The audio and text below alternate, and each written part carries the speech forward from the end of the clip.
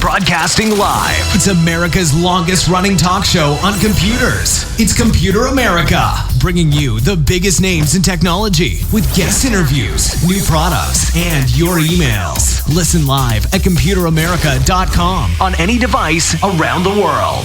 Email the show at live@computeramerica.com or find us on social media. Be sure to check out our website for contests, giveaways, show notes, live video stream, podcasts, and more. You're listening to Computer America.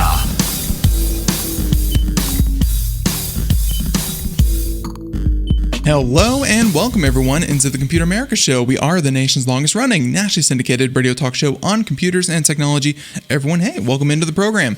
Today on the show, we have the one, the only, the venerable Scott Schober. I'm glad that he was able to find time for us and join us here in just a moment to talk all things cybersecurity. He is Computer America's resident cybersecurity expert. And no bow tie. I don't want a bow tie. But no, everyone, I hope that you're doing well and you are, I guess there's a new Omicron variant, and hopefully everyone out there is staying safe. It's even more contagious than the last one. Crazy stuff out there, and hey, I hope that you're happy, well, and ready for the program. So before we get started, computeramerica.com. That's where you'll find everything, including past shows, future shows, reviews, show notes.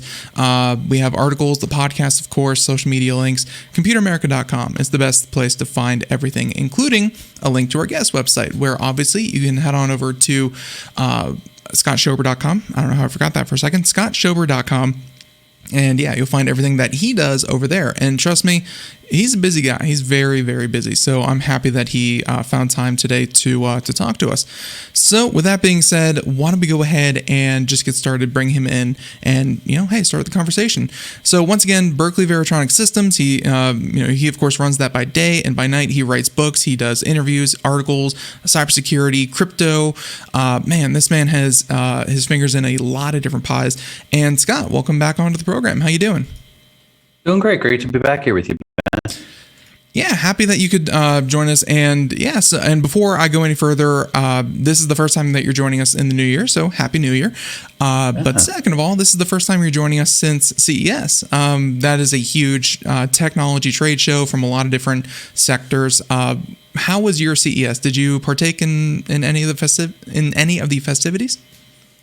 I did, but virtually only. And as usual, it was pretty interesting mix of tech stuff there. I wish I could have been there in person. I think it's just a much better feel and a sensation that you get when you're there in person, seeing everything.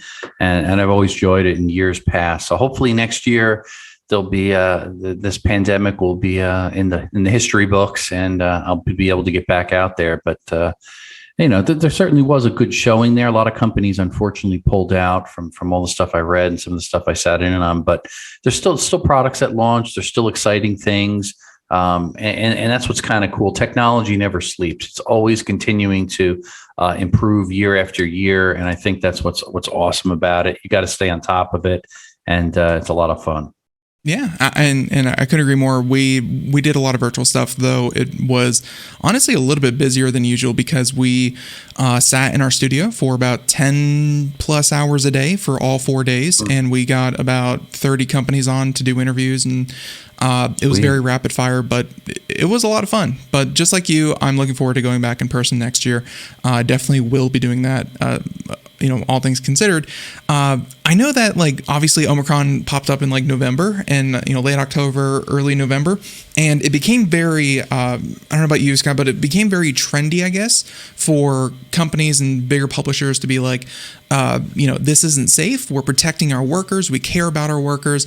We're not gonna, even though we're not gonna get our deposits back, we're not gonna go. We're gonna protect everyone. It almost just a little bit of virtue signaling, and you don't have to go through all the effort of sending people out to CES, and they got even more publicity, kind of upfront. So, I mean, it just seems like that's how people, or I should say companies kind of got around going to it themselves. But yeah. I think a lot of people played it safe in more than one way or another, and it seemed to work out for people in the long run. But I think, this is 2+ years. We're all getting a little tired of this. It is frustrating, sure. But I do think, safety has to come first and people's health, and it is important to stay safe. And honestly, for about 2 years, we have been no reported cases within our company up till the other week. And then all of a sudden, a rash of people started calling out, which was scary, about a half dozen employees. And you don't realize the effects of it until you start realizing how many people are sick and out, and all the confusion with the testing and making sure that they're safe to come back and their health is okay. It's concerning. Fortunately, nobody had any extreme symptoms and serious things. But it's a concern. It really is a concern. You hear about horror stories, and I feel terrible for people that end up in a hospital. A neighbor, a couple houses up from us, that's I think he's a little younger than myself. He the other week he came down with COVID and was rushed to the hospital and put on a ventilator and just passed away. So it kind of shakes you when it's somebody that you know and you see on a regular basis. In this case, they live on our street, and wakes you up a little bit to realize it's nobody's escaping this one. It's touching all our lives in one way or another. And I feel bad for people that have, had these sad stories and things they've dealt with. Yeah, it's I should say it's not normally the kind of virus that we talk about on this program, but hey, for the last 2 years, it really has been. It's changed up so much of our industries I'm glad that everyone is kind of doing well, and best of luck to your neighbor. But all that being said, it is a good reminder that COVID isn't just a headline. It's not just a talking point. It does actually affect people, and it does hurt people. So everyone out there, stay safe, be safe. Now let's move on to a few other things. Obviously, a lot's happened since you've been on, but a lot of our headlines are more recent kind of things, which I'm perfectly fine with. Why don't we go ahead and just kind of start with a number of the Squid Game tournament. Let's go ahead and talk about some of these articles you brought up. Looks like 3 or 4, and then of course you have some videos. I'll let you start. Where would you like to start today's show? Well, I was actually very interested in the one topic you brought up. Oh, sure. I thought was kind of interesting because I did not hear about that. Interestingly enough, if you'd like me to give you an overview, I would love to hear it. Just because I did, in the background, I did a quick scan before when you're doing the intro, but it looked kind of interesting there about that story. So I'm an Apple fan. I always have to, full disclosure, love Apple and have everything they probably ever made from the early days. So I follow them closely and love to, just collect the toys, the technology, and really appreciate their ecosystem. And then when you brought this up, I was like, oh, I didn't hear about this one. Surprisingly, I'm a little behind. And I think it really does get developers, and especially Apple, because Apple is so controlling of their environment. They do the software, the hardware, the whole shebang. It's all Apple, and so they can do special tricks that are all well and good, but sometimes it bites them in the butt. Scott, you can kind of think of Intel, for instance, with their Afterburn or Ghost or whatever those were, to faster load things into their processors. They were kind of bypassing security, firewall, or not firewalls, but security features in their processors by preloading things into RAM. And turns out, it was before it was encrypted and before it was protected, and it made their processors faster. But that's why Windows 11 isn't compatible with any processors pre-2018. It's because that vulnerability exists, and Windows doesn't want to support anything that is inherently not secure. So my point is, they did something here, Scott, where this gentleman, he was a security researcher student, actually, but this is his second. This was his second win. They said that he also got a $75,000 check from Apple for a previous vulnerability he found with webcam snooping. And Scott, part of me feels like he really dug into the webcam of Apple, and he found a couple, and he's just kind of spacing them out far enough to kind of collect the checks. He's an entrepreneur. Yeah, definitely. And poor Apple. They're only at what, $2.7 trillion now? I don't know if they can afford this. Yeah. But this is going to take a hit to their bank account, I think. So it makes you wonder too, with these bug bounties that they're paying out. When we talk about it, $100K is a lot of money. Yeah. However, I would think Apple would reach out to an individual like this and say, hey, why don't you come on staff here and find these bugs for us all the time, and we'll pay you even more, or give you a little bit of Apple stock. Because I think it's a great concept of bug bounty. We've talked about them before because it works. It's a nice reward system, and people, in a sense, if they don't reveal the bug and follow the procedures properly, they're not getting a cent. So they have to follow the rules, and they have to disclose it properly and do everything properly. And it allows companies such as Apple to actually respond and make things safer. So not just Apple, but really anybody that's part of these bug bounty programs. Pretty much everyone has a decent bug bounty program. Like if you are a Fortune 500 company, for sure, but even a lot of companies out there will offer some kind of reward to encourage people to come to the company instead of Scott. I'm sure that since you were last on, the whole NSO group kind of thing happened. Imagine how much a company like the NSO group would have paid this gentleman to access this vulnerability that was not known.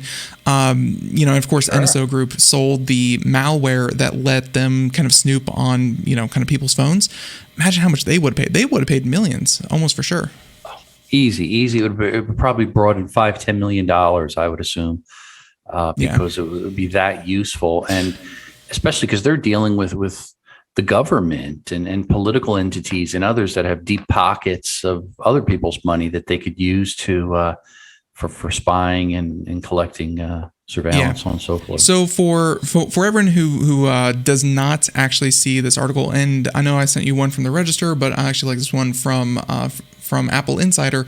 But yeah, this gentleman here, he discovered a vulnerability that let him access any iPhone or Safari connected device and turn on the webcam so he could take pictures, look at the cam, all that kind of thing. It did turn on the little green light to show that it was recording, but he still had full access to that. And then when he got access to that, he was able to get the operating system to, I guess, kind of recognize him as able to, kind of run code, and he could get into the full system, could get to all the files, could take over the device completely, all through webcam. And really all he needed was,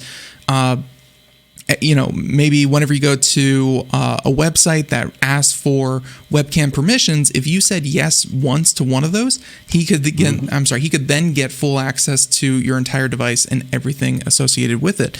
This was a really big, and just real quick for the true nerds out there, the same hack meant that hackers could gain full access to a file system, and it did so by exploiting Safari's web archive files, the system that the browser uses to save local copies of websites. So much like cache, just load websites faster, that whole thing. I guess it, and Scott, remember when I said hardware developers do little tricks to make things run faster? They do it all the time. Yep. This was one where they were essentially saving files to rebuild websites so that it would just load instantly. You didn't have to reload the website every single time. And that rebuilding of a website on the system itself, may take 2 seconds, but hey, you could run code, and if you could trick it, you could have it run anything, not just rebuild a website, but to take over the whole device altogether. It was a really bad one. Yeah, this is bad. And I'm wondering, and again, I didn't read the full article there, but if you cleared your browser cache, would they still have access to it? I'm curious. I don't think they would, but probably not. But how many people? And really, it's nobody does it. To your point. yeah, and that's just Safari, but it's also if he could get access to, not just Safari and get people to click a link, but also imagine, Scott, if someone could hack into, let's say, they use an example here of PayPal, where PayPal has facial recognition. People turn on their cameras. They give PayPal access to the cameras to do that whole thing. If he could hack into PayPal, insert a link to run a snippet of code in the background, no one would be the wiser.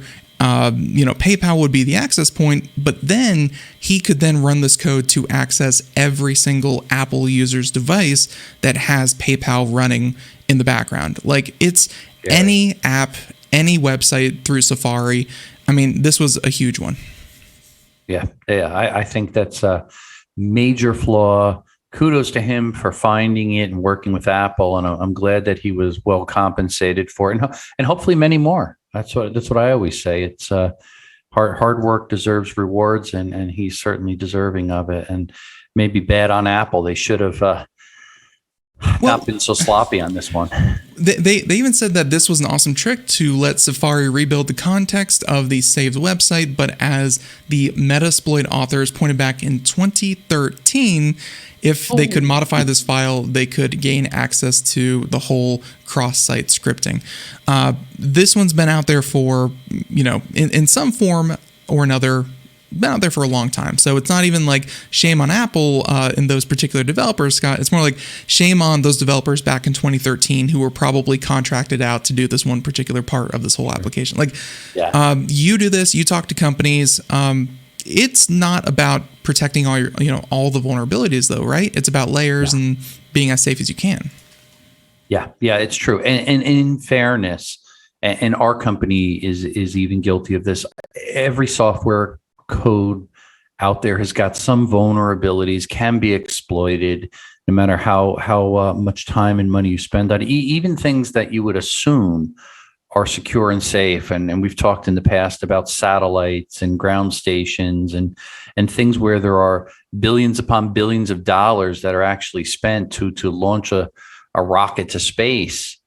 And yet there's still vulnerabilities in there. And sometimes they appear 10 years later, 20 years later. Yeah. Things happen. So, but more importantly is, do you have a plan? How do you address it and properly patch it and put the alert out there to your customers that, hey, a security patch is out there. It's imperative they do it right away. So a lot of it has to do with communications, organizations, and having transparency to deal with your customer base or the end users so you can get them to be safe. Yeah, there are articles every single month about companies that don't respond to these security researchers, and even though they have a bug bounty program, they don't respond to it accurately, or they don't patch their system even after the vulnerability is found. Eventually, the security researchers are like, someone's going to find this. We got to publish our research, and if you're not going to fix it, we have to release it unfixed, and that's not ideal for anyone, but it is always a possibility. So that definitely gets them off their case. Scott, like iCloud in particular, and because this is a vulnerability between Safari and iCloud that Apple has, iCloud is a very big vulnerability spot. Like they've had problems in the past with that. Yeah, there has been problems. There are problems now, and there will be problems, I think. And I again, being a believer in Apple, I even am hesitant to keep everything up on iCloud just because I know there will be some vulnerabilities that nobody's even identified or exploited yet. I don't want to put my sensitive stuff out there or anywhere on the cloud for that matter. So, however, that being said, the cloud has gotten much more secure than it was. And if we talked about this a few years ago, I was 100% against anything on the cloud. Things have changed, and the levels of security and improvements are now built into the cloud, so people can rest assured it is much safer than it used to be. So there was a product at CES. It was by, I want to say, Razer or something like that. It brought up this idea that the iCloud is simply a server that Apple runs that connects to their ecosystem and, lets you store your programs, store your data, store your files, have backups, all that kind of thing. Razer, who makes gaming peripherals normally, they had I want to say it was Nyx, NYX Razer. It was something like, no, it wasn't NYX. Anyways, they were trying to sell the idea, Scott, of a personal server that you control, that you would connect your gaming computers to and run video games off of. You would store your files, your data. Essentially, instead of having every other company run servers that they own and maintain and hopefully secure, some companies are getting the idea that, hey, maybe people want their own servers that they would control, they would protect, and it would be only them and they would connect to. I think that might be a trend that we see in the coming years because, administrating these things is not as hard as it used to be. And I think it's a pretty fun idea. Yeah, I think you will start to see it. It's a good point you make because things have gotten much easier to implement now than years ago. You'd need an IT staff just to maintain a server. You don't need that anymore. So as things get more modernized, faster, better, cheaper, smaller, so on and so forth, it is possible. It's still a headache, though. The people I talk to that are maintaining it, it's still not there yet where it's going to be a wide scale. Everybody wants to do it, but for a techie, they sure could. They could easily do it. Yeah, it's certainly getting there. One other topic, and then we'll get to some of yours I wanted to bring up. And actually, it's also from AppleInsider. I can shoot this over to you. But really, it doesn't really matter about the article. This particular article has to do with AppleInsider reporting that an Apple AirTag uncovers a secret German intelligence agency, which in all reality, there are these kinds of intelligence agencies all over the world for every government. Every government would be stupid to not have some kind of federal program to, either spy on people of interest within their own country or to work on these kinds of things behind the scenes. I wanted to have a conversation with you real quick, Scott, more so about, there was an article a little while ago, I want to say about a week ago, about a woman who was found with an Apple tag, and she was being tracked by someone. People have been using Apple AirTags to track people. Apple has tried to put out a couple of apps. Apple put out one of their first Android apps to help people locate and identify Apple AirTags. AirTags in general, Scott, do you think people are picking on this because it's Apple and they're a huge company and, they're kind of a market leader? Or do you think that the idea of a Bluetooth tracker, which, things like Tile have been out for years, or do you think those are inherently impossible to be completely safe and legit, as a product? The jury's still out. I mean, AirTags are great. I play around with them. I don't know if you could see this from where I'm at here. Yep. They're great. I keep them in my bag. My brother has one around his dog's neck. I have one strapped to our cat. Yeah. Yeah, there's a lot of practical uses because they work. They make sense. The direction finding is pretty cool. Is it stalkerish and a little eerie? Yeah, sure it is. But that's technology. It doesn't. It kind of takes away privacy. In the case that you talked about there, and I'm trying to find the exact article. Because actually I covered this I do a segment with my brother Craig on the West Coast, Cyber Coast to Coast. And we actually covered that story there. And honestly, I typed in woman tracked by AirTag, and I got about 3 stories in the past 3 days or 2 days. And I'm sure that there are dozens more. It happens all the time. Yeah. Yeah. She was in the particular case, what we covered, she was a model, I think. Mm-hmm. And she was in a bar and they dropped it in her purse or something like that. And then she got that scary feeling, oh no, somebody's tracking me, when you look on your phone and you see that it mentions it and you go, oh no.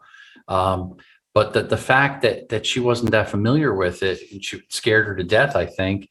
And then the story just took off as usual. Yeah. I can't find it here handy, but either way, it was, it is kind of eerie. And Apple has backed up a little bit and made some adjustments, if you notice, to some of the things. And it will pop up on your phone, like my AirTags in my bag and stuff. My whole family has iPhones, and it'll pop up and say, hey, do you want this? Do you realize it's an AirTag within this proximity? And yeah, that's the story there.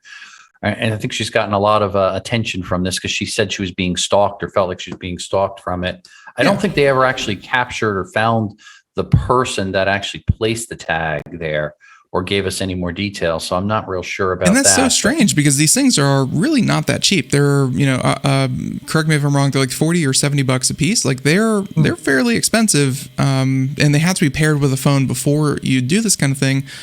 I would imagine there'd be some kind of trail they could follow to see who it was, but no luck. Yeah, I think they're about, at least the early ones. We got some of the early adopter ones. I think they charge $20 a piece. Okay. And when we did buy a bunch of them to play around with and test and things. And we do have some products that actually work that are used to actually hunt them down, so you could see the address. I was about to say, it sounds like Berkeley Veritronic really Systems would be very good at finding these things. Yeah. Because again, what we look at things like this as anything that's Bluetooth enabled, Wi-Fi enabled, is a potential threat if it could be used. I look at the extreme. Imagine taking something like this and putting it on a target or an asset, and you want to take it out remotely. You see the accuracy of the geolocation in something like this is pretty superb. So the implications are kind of scary. Definitely. Like I said, the jury's still out. I mean, these aren't going to go away anytime soon. That's that's fairly obvious. I wanted to just direct your attention one more time to an article that I actually wrote. I think I published it last week, and just put on your radar because you have that segment, kind of what keeps you up at night. If you want to look into it yourself, I mean, I know that I, just kind of did a little bit of research. I summarized a research paper that they put out not too long ago about Wi-Fi Sensing, SENS. Have you ever heard of Wi-Fi? Like, that's going to come in 2024, in the latter half of 2024. Have you heard of Wi-Fi Sense? It vaguely sounds familiar. It's tied into the Wi-Fi 6. Wi-Fi 7, actually. It should be 7, okay.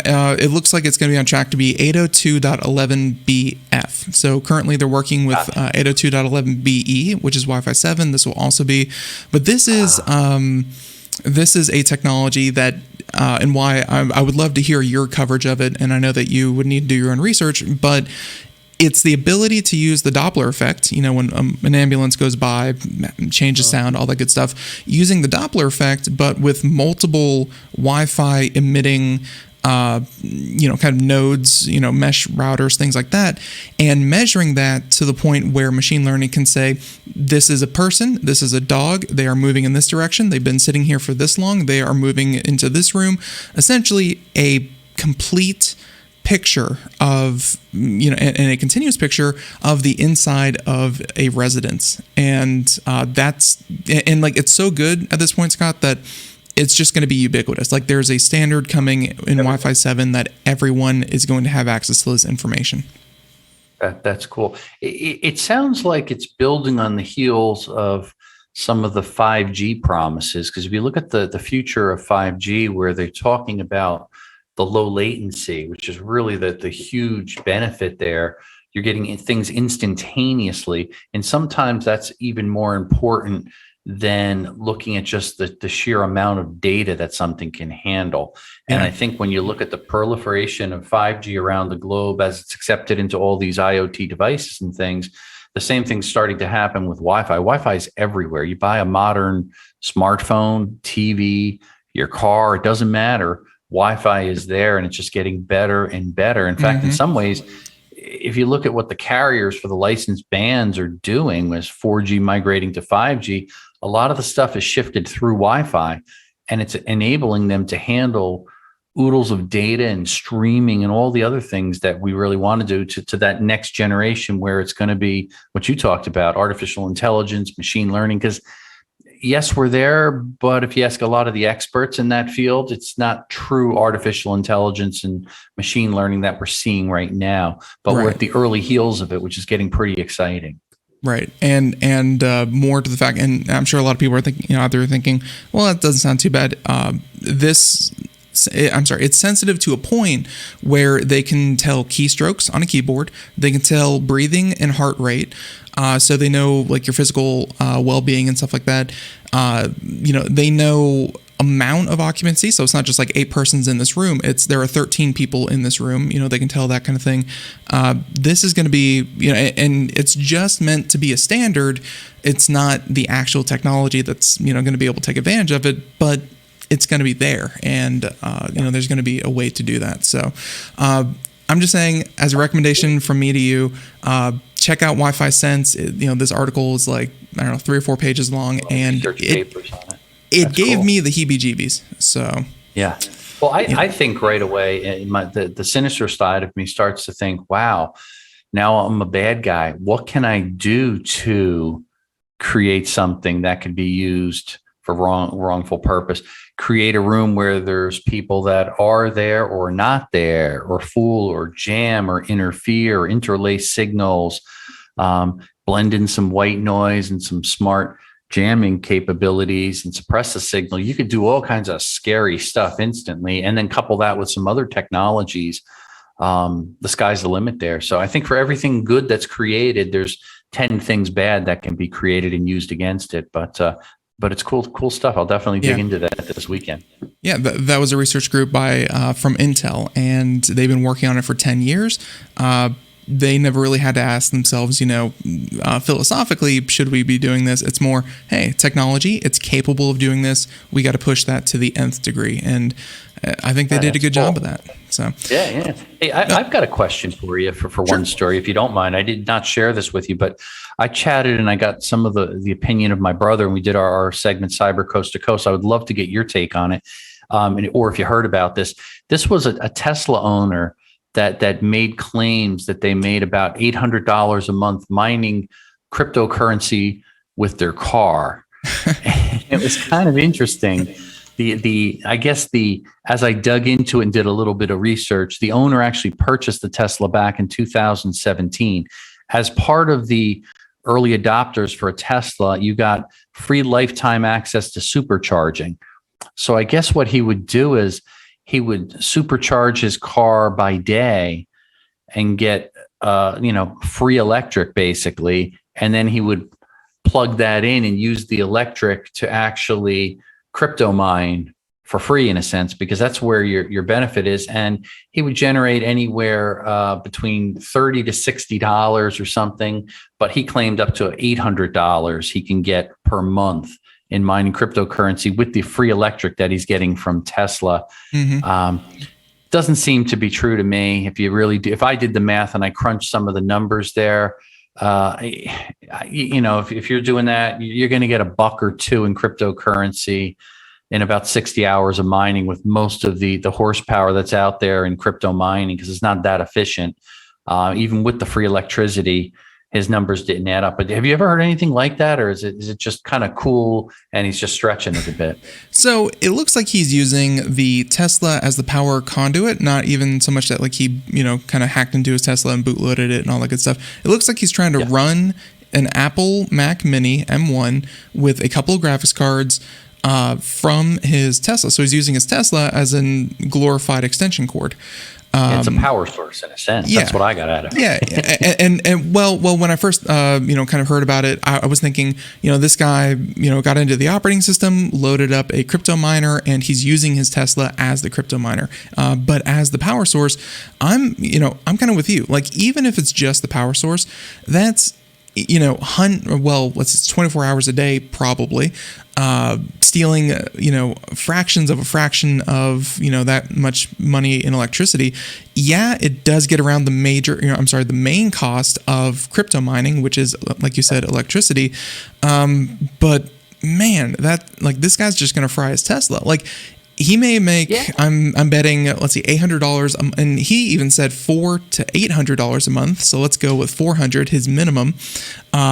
Over the course of a year, that's like what, $4,800, $5,000 a year. Yeah, $5,000 or something. If that. Yeah, $5,000 a year, and then his Tesla is probably going to fry itself at some point. This puts a lot of wear and tear on the batteries.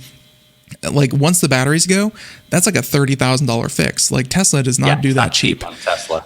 Yeah, so it seems like he's making a few thousand if he's lucky, and like you said, this reeks of not being true to start with.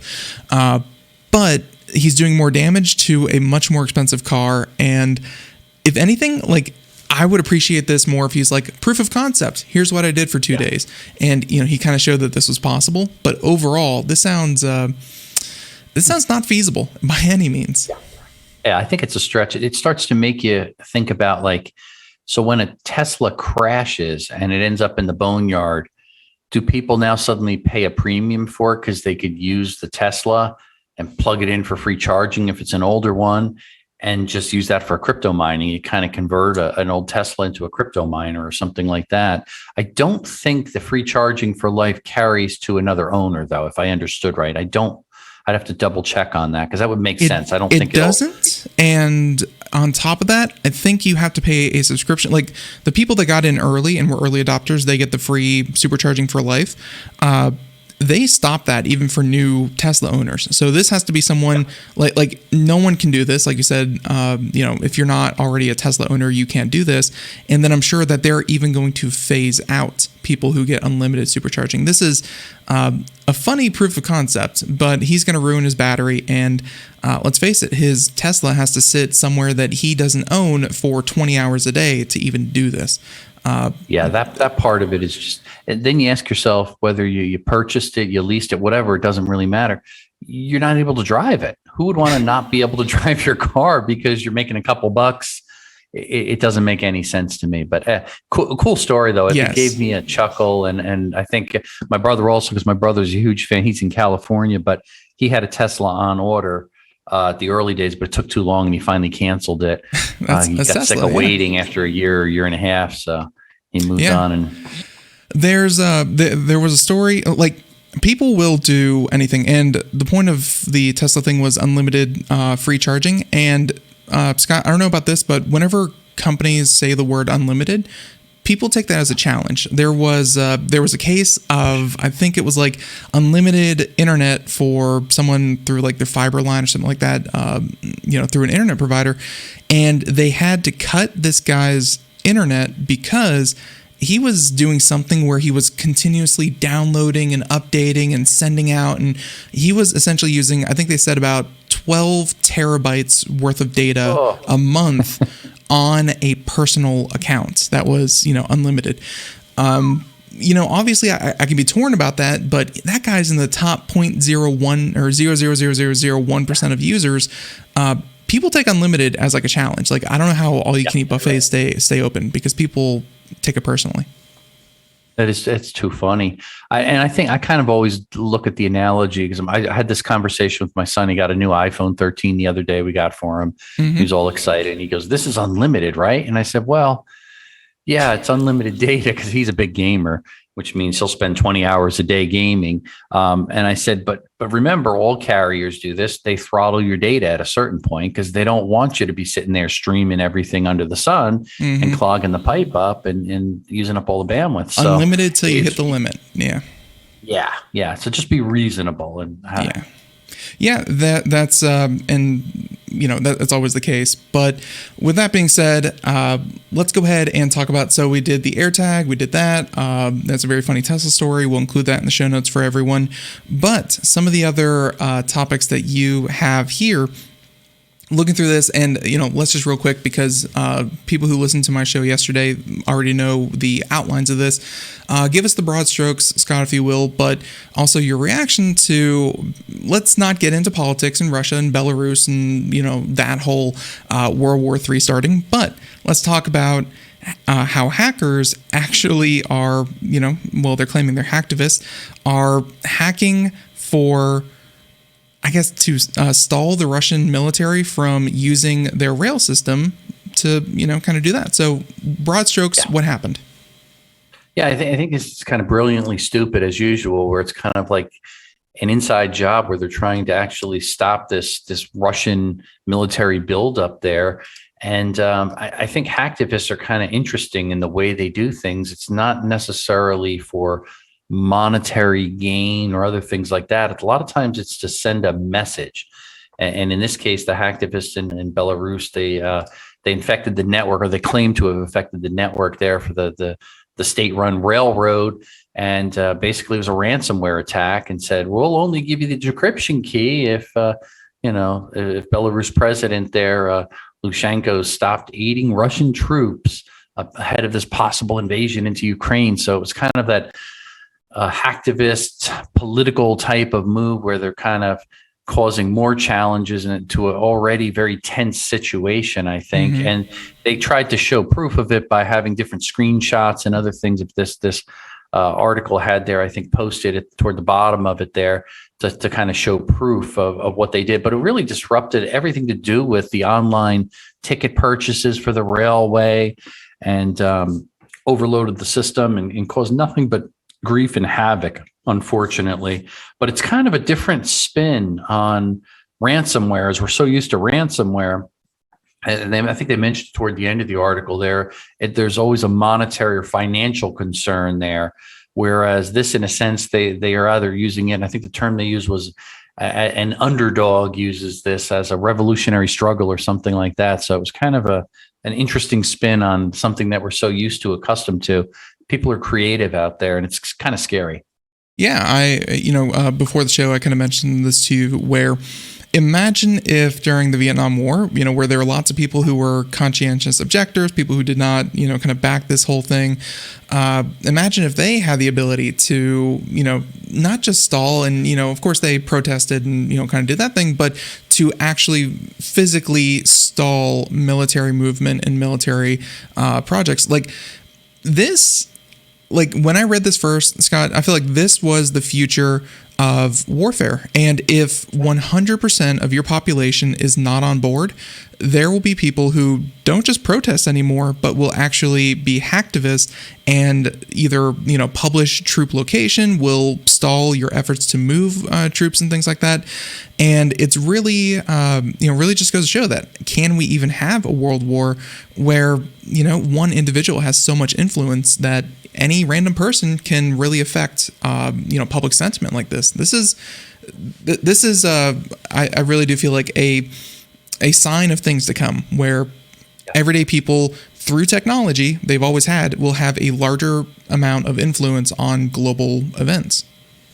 Yeah, I think so. I mean, we look at people now, and often things are done based upon a person's influence, who they know. This changes the game a little bit. This is based upon what technology you have and how you use the technology to your advantage. It changes the game significantly. You know what was also kind of funny to point out, and I never really thought about it, but technology has gotten so good and ubiquitous at this point, Scott, that clearly Russia is moving troops along certain borders to Ukraine. Like that's, just objectively there is troop movement. Someone mentioned that, imagine the how much like World War II generals would have loved this kind of up-to-date troop movement information even just 80 years ago. Nowadays, you pull open your phone and you have 100 different Twitter accounts actively tweeting the location of every single tank that Russia owns and where they're moving. Like, is war ever going to be the same now that we have just this much info? Like, it's not even like the Pentagon, Scott, has this information and they're reading it. It's that every citizen on Earth has access to every single troop movement that countries do. This is something different. Yeah. You make a great point, because you can right now go on and do an Earth view and see real-time satellite imaging and actually see enough there to identify all of these tanks lined up on the border, which is kind of scary. Things in my mind right away started about what happens if they take out the GPS satellite network to cause grief. What's the backup? What does Russia depend upon? It starts to make you wonder all of these what if scenarios. And obviously that the governments know all this stuff inside out, and they're have plans and contingency plans how to handle all these things. But I do think the element of cyber now and the influence of cyber has been going on for the past few years, that now it may be the number one weapon of choice to send a message. In other words, they may actually hesitate to press a button to send a bomb, shoot a gun, drop a nuclear weapon, but they're not going to hesitate to press a key on a keyboard to launch a DDoS attack, or something else from one government to another. And this goes both ways. Obviously, I'm not just picking on Russia. They always say everybody picks on Russia from the United States perspective. It's easy to do so, but this also happens from launches that happen from the U.S. I mean, I always think back and just ask the question to somebody without saying too much: who launched the first cyber attack? It really dates back like to Stuxnet. Stuxnet. That's it. Yeah, U.S. and Israeli joined forces to do that against Iran and against the centrifuge. So, U.S. knows what they're doing. Israel knows what they're doing, but so does Russia, and many of the other countries have advanced cyber weaponry at their disposal that can be very effective, and it can also be used where they can't easily be. Don't have the finger pointing to them directly. They can make it look like another company. They could easily make it look like it's from China and not from Russia, for example, or from Korea, right? Whatever. So there could be a lot of disguise going on there. So I think everybody has to be very careful and slow down and not overreact. And I think the media, unfortunately, messes these things up. Yeah, we do talk about Russia a lot because, well, first of all, there's a hoopla over there with Russia and Ukraine, so that's on everyone's mind. And then we also talk about it because a lot of ransomware hackers are in the Balkans, and they either from Yugoslavia, either from Russia, either from just Eastern Europe in general seems to be a hotbed for criminal activity. Hey, it happens. And this article here, I'm not going to include this in the show notes, but images like this here, military buildup in Belarus, you have, this is what I was talking about, just constant pinpointing of all this troop movement. Like this, I don't think there ever will be another, I don't think there ever will be like another war like Vietnam, World War II, anything like that. It's just beyond us, Scott. Nothing happens in a vacuum. Nothing happens secretively anymore. It's just going to get out there. So, okay, with that aside, that was a very hacktivists say that they hacked Belarus rail system. I'm sure that they're going to get that back under control, but you're right. We're using ransomware as a stalling tactic, not so much for personal gain. That's very, very different. There's that one. Let's talk about some of these other ones. The Red Cross. I like them. Yeah. The Red Cross, they're a good organization. Speaking of, military and war zones. But this is not cool. What happened? What happened to 500,000 people over at the Red Cross? Yeah, I thought that this was interesting. And this was actually reported by the International Committee of the Red Cross. They brought this out. So it's right from the source.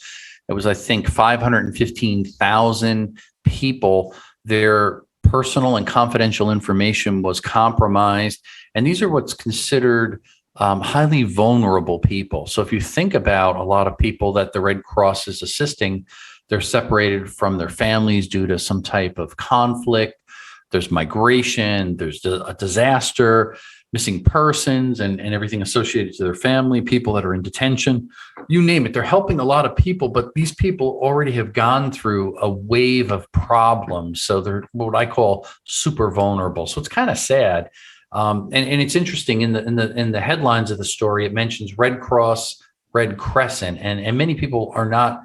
Everybody's probably familiar with Red Cross. That's countries that are nominally sponsored by some type of Christian worship. But a Red Crescent, and I only learned this recently, is a name that's used in Muslim countries. Oh. So if you're ever wondering what that term Red Crescent is, it's just kind of a division of the same company, but catering toward the Muslim population. They're helping them there. So I think it's safe to say that the Red Cross has done a lot of good, but when this came up, I was kind of thinking about, geez, these poor people, all this information that they've shared, personal information that's held private and confidential. Maybe it's the last thing that they actually own if they lost their house in a disaster or something else. And now their information gets out there. And the story goes on. If you look at the article, it talks about the anguish and the uncertainty, how much they must be feeling when now their personal information is out there and exposed, and now they can be further targeted when their information gets out on the dark web and stuff. It's really a sad set of events, I think, when I was reading about this story and talking about it the other day. Yeah, and obviously when you have your ability to hack databases, unfortunately, like they are a charitable organization, they do a lot of good, but they also, like you said, take a lot of information, because when you are reconnecting people, you need every detail you can get about them, and they store that. Man, what a treasure trove that I'm sure those hackers saw, and they were like, this is a good get, and never really thinking, am I going to disrupt humanitarian efforts? Like, I'm sure that was secondary to their goal. So true. And what I think a lot of times people don't realize is everything has a value associated to it. In other words, Ben's credit card, it could probably be sold on the dark web for $3 to $5. Maybe Scott's credit card could be sold for $2. There's an associated value to everything. Now, when you take personal information, but to your point, it's got association to like your family members and things. Imagine now it says who your mother is. Now, maybe they're looking for a security challenge question. What's your mother's maiden name? So all of these little tells and additional bits of information are now available. That makes somebody's personal information worth hundreds of dollars if it's sold, or thousands of dollars if they're trying to perform identity theft or account takeover or some other scam that they're doing. So this is really a cyber criminal that's trying to take this as an opportunity to really capitalize on personal information when they're targeting and hacking a group like this. Yeah. And I really hope that they, kind of come forward and say, we deleted this, that kind of thing. But I have a feeling not so much going to be the case. So let's hope. Likely. Yeah. So let's hope not too much comes from that. Because Scott, let's also face it. I mean, 500,000, it's a lot of people and a lot of vulnerable people, but man, 500,000 is a drop in the bucket compared to the yearly compromised, private information that happens. Yeah. I'm sure that, and Scott, even more so to your point, and then we'll move on to the next topic. You heard about this a couple days ago. I heard about this in passing. This did not make headlines. And man, just a couple of years ago, 500,000 people losing their private information would have made a lot of headlines. We are desensitized to data breaches. Exactly. And it's kind of sad. And I'll give you a short example. I did a radio interview yesterday with a gentleman that called into a radio show on cybercrime radio. And he was about, I think in his mid 70s, he had his Facebook account hacked. And they asked me to come on and share some tips and basic common sense things you can do, so on and so forth. Mm-hmm. And I felt terrible for him because in the end, I sat there and I recounted in my head, geez, Facebook had at least 3 major hacks over the past few years that I know, where bazillions of personal information and records and login credentials and everything else was hacked.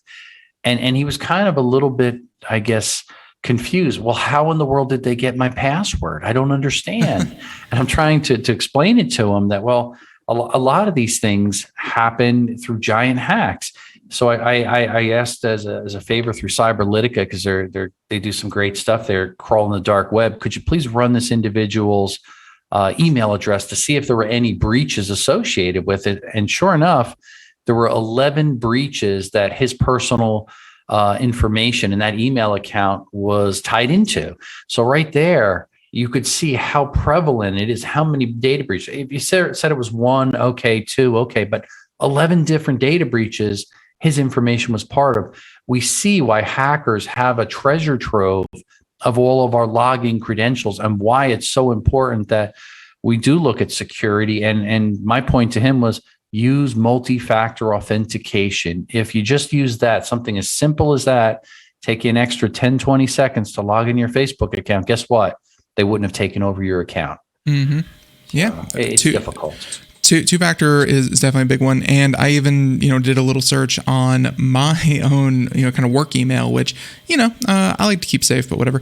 I was actually compromised twice as well. So even through my work email. So it can happen to the best of us. And you're right. I do feel sorry for the gentleman because he probably did nothing wrong. But that's not really the point anymore. It's just, keep yourself safe. So there's that article.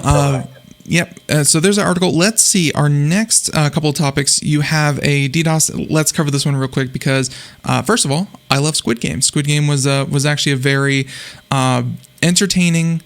And even though I fast forwarded through some parts because I am, just very anxious to get to the point, I didn't like the drama build up. But overall, it was one of my favorite shows that I've seen in a long time.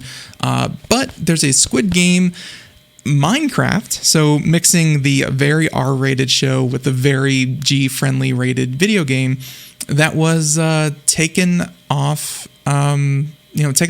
What happened? Yeah, this was really kind of a wacky story, I thought. But this was, I guess they had a game tournament, and this was in Andorra, which I wasn't that familiar with. I know it's somewhere over there in Europe, but my research, it was a small sovereign landlocked microstate on the Iberian Peninsula bordered by France and Spain. And there's only about 77,000 people population there. So you're talking pretty small. Yeah. And they did a series of DDoS attacks. And the game, I guess, was set up where it was really for Spanish-speaking users from Europe and Latin America playing, and they had a prize of $100,000 there.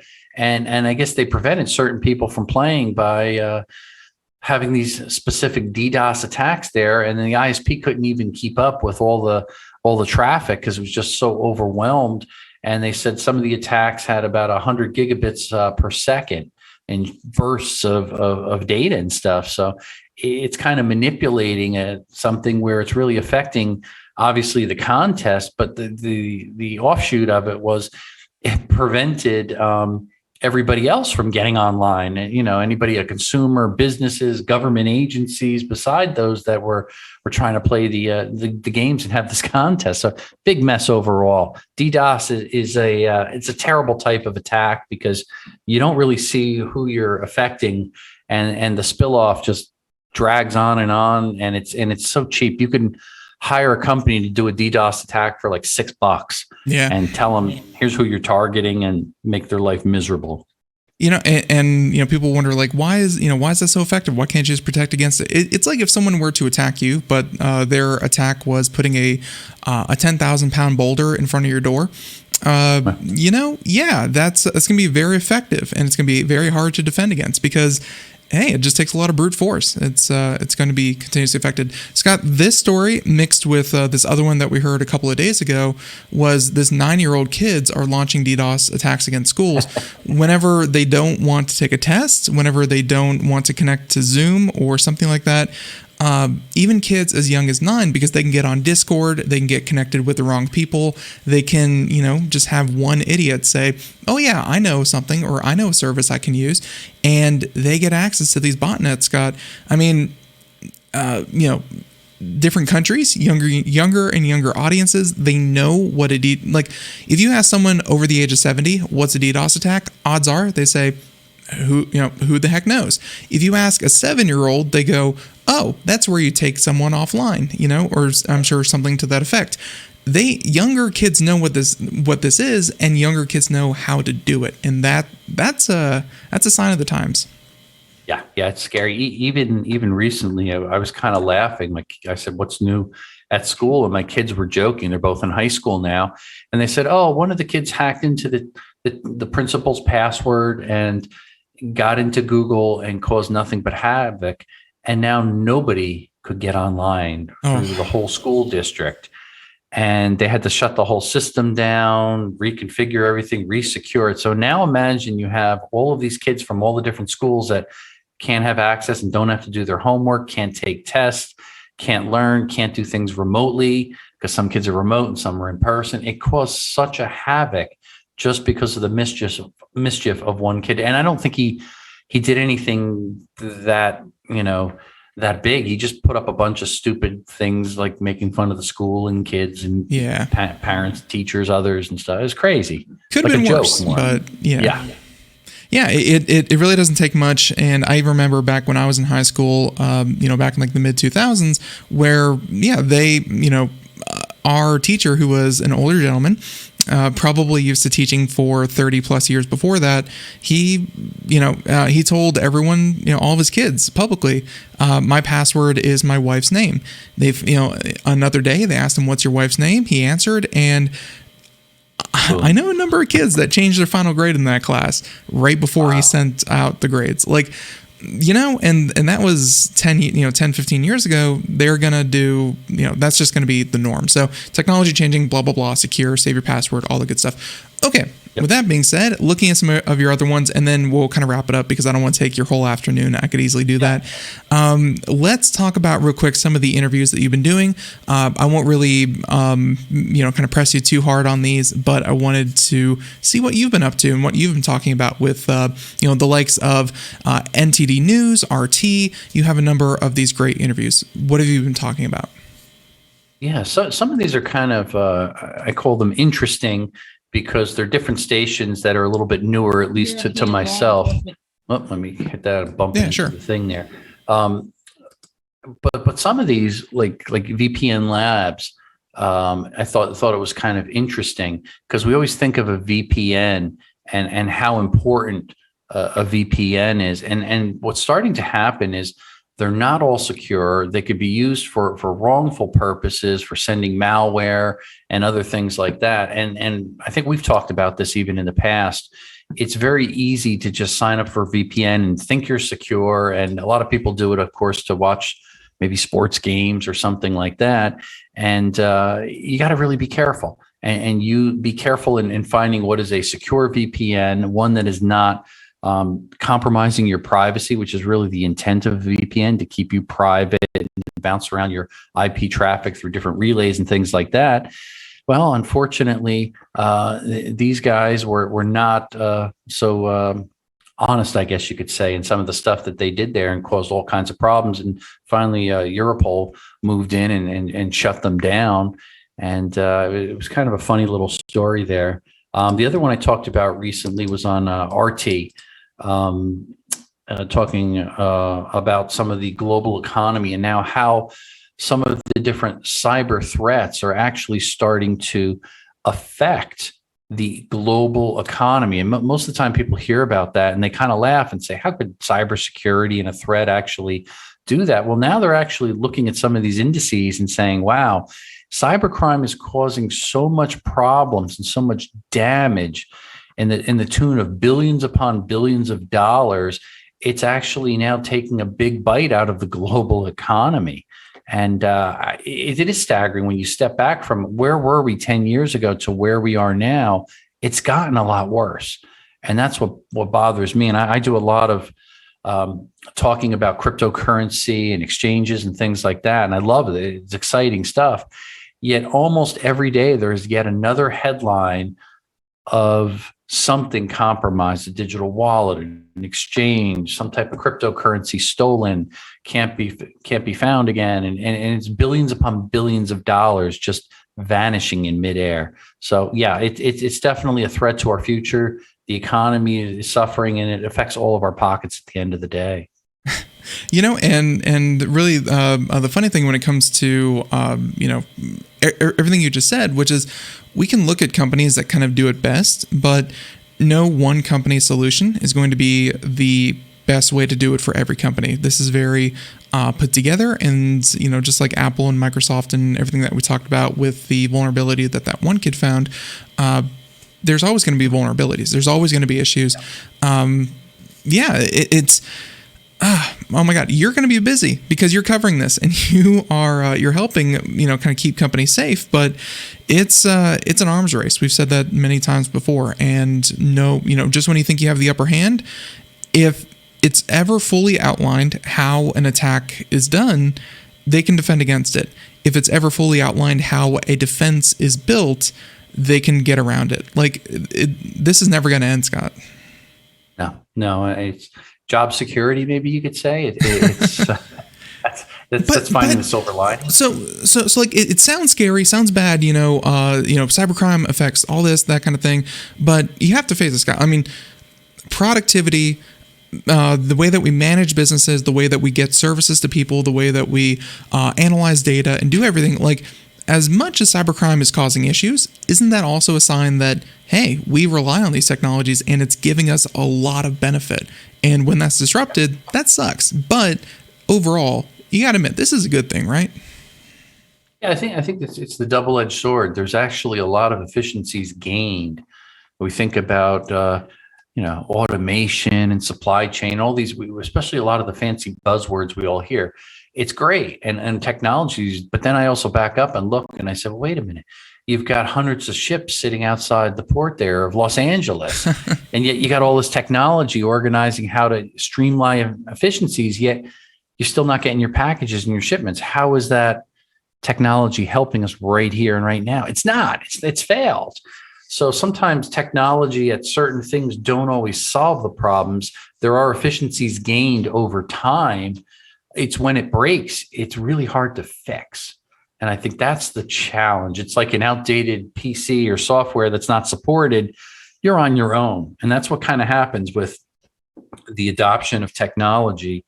It's hard to keep up, and it's hard for everyone to keep up with it at the same pace. So we kind of create a society where, we actually are dependent upon things to the point where, and my best example is we've had a day where our internet went down, and we basically had 25 plus people sitting around the office staring at one another. I'm like, let's just all go home. There's nothing we can do here because we're all so dependent on the internet, because you don't think about it. Well, it's not just getting on the internet. It's checking your email and sending a purchase order. Oh, wait a minute. That's right. Through the internet is our phone system. So we can't even talk on the phone. So you're basically crippled.